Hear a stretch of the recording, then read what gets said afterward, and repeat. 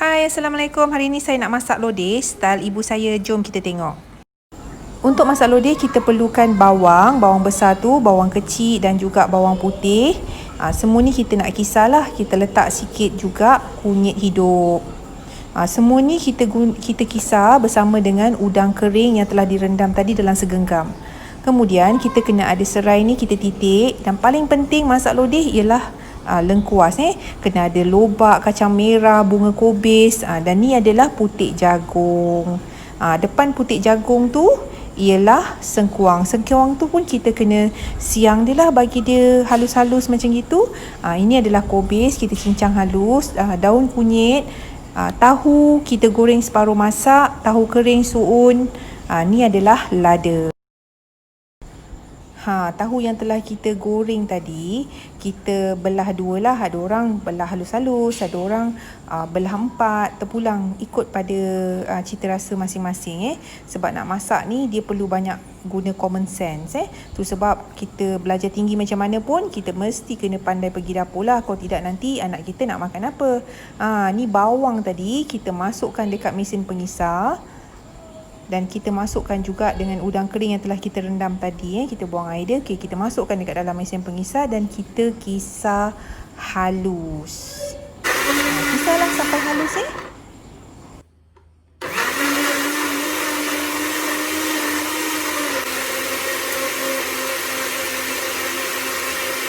Okey, setelah kita kisar halus bahan-bahan tadi, kita masukkan dalam periuk. Kalau ikut cara mak saya, memang dia tak tumis. Saya masukkan air tu agak-agak dalam 3 bekas blender tu. Jadi dia tak banyak sangat. Dan saya masukkan serai, saya masukkan lengkuas tadi yang telah kita titik, dan juga carrot. Sebab carrot ni kan dia keras. Jadi kita masukkan dia awal lah. Kita masukkan carrot. Semuakan dan kita hidupkan api. Api tu sederhana saja. Dan kita biar dia sehingga dia menggelegak. Okey, kalau tengok dekat dalam periuk ni kan, saya memang tak tumis. Saya just letak semua dan saya hidupkan api. Saya masukkan sengkuang dan juga putik jagung tadi. So bila kuah tu dia dah mula menggelegak, kita dah boleh masukkan bahan-bahan yang lain lah. Saya masukkan lada yang telah iris tadi. Kemudian saya masukkan kobis. Kobis ni penting kita masukkan dia dalam pertengahan tu. Sebab apa? Kita nak daun kobis tu jadi lembut lah. Sebab kalau kita masak lodeh, kobis tu daun dia mesti lembut. Sebab bila dia lembut tu sedap lah kita makan. Okey. Kemudian kita masukkan bunga kobis yang bunga putih tu. Kita masukkan bunga kobis dan juga kacang tadilah yang telah kita patah-patahkan. Saya tak banyak saya letak, cuma lebih kurang dalam 5-6 batang kacang tu. Saya patah-patahkan dan saya masukkan. Saya masukkan juga sikit kunyit ni, bukannya apa, nak bagi warna dia tu berseri sikit lah, dia tak nampak pucat sangat. Dan kita kacau dia. Okey, saya letak lagi sikit. Lagi sikit saya letak. Tadi saya lupa nak beritahu, kena juga letak udang segar. Sebab udang segar ni dia akan buat kuah kita akan rasa manis sikit. So kalau kita guna udang kering tadi, kita letak juga udang segar. Okey, now kita masukkan tahu tadi ke dalam kuah yang telah menggelegak tadi.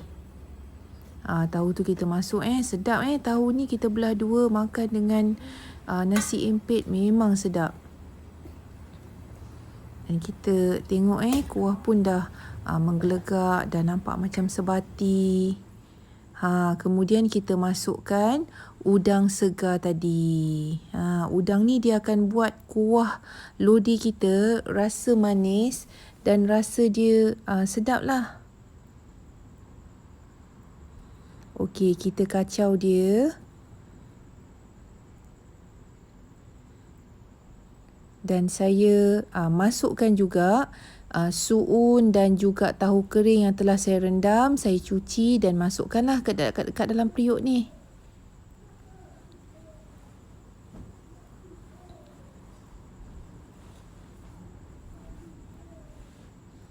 Okay, kita kacau dia. Nampak cantik kan? Ramai orang kata lodeh ni susah nak buat. Sebenarnya dia senang je buat dia. Cuma dia lain sikit daripada masak lemak. Sebab dia pakai lengkuas.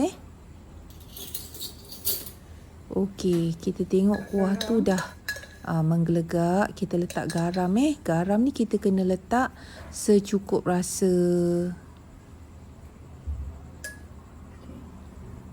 Kita kena rasa lah kan. Kita dah letak tu, kita kena rasa. Manalah tahu tak cukup, kita boleh tambah lagi garam lah. Jangan terlebih masin. Kalau terlebih masin dah tak boleh nak adjust dah.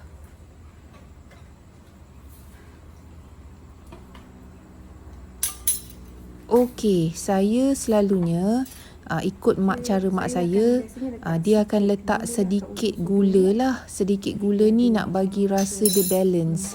Jangan letak lebih-lebih, nanti manis pula kuah lodeh tu. Okey, kita gaul dia.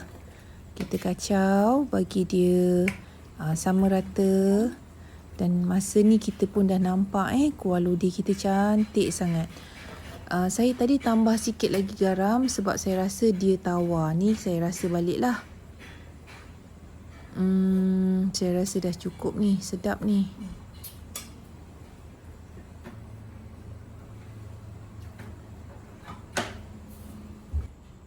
Okey. Saya menggunakan santan kotak yang kecil tu, jenis Kara, brand Kara. Okey, santan tu mula-mula saya letak satu kotak, tapi bila saya letak satu kotak kecil ni macam cair. Jadi saya tambah lagi satu kotak. Resepi ni agak-agak biasalah kan, resepi ni mak saya bagi. Dia pun tak ada exact measurement untuk masak tu. Jadi bila saya masak tu, saya kena agak-agak lah. So saya letak satu kotak santan kecil tu macam tak cukup sebab dia nampak macam cair. Jadi saya tambah lagi satu kotak santan Kara.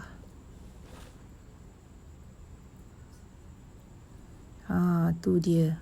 Last sekali biasanya mak saya akan letak daun kunyit lah.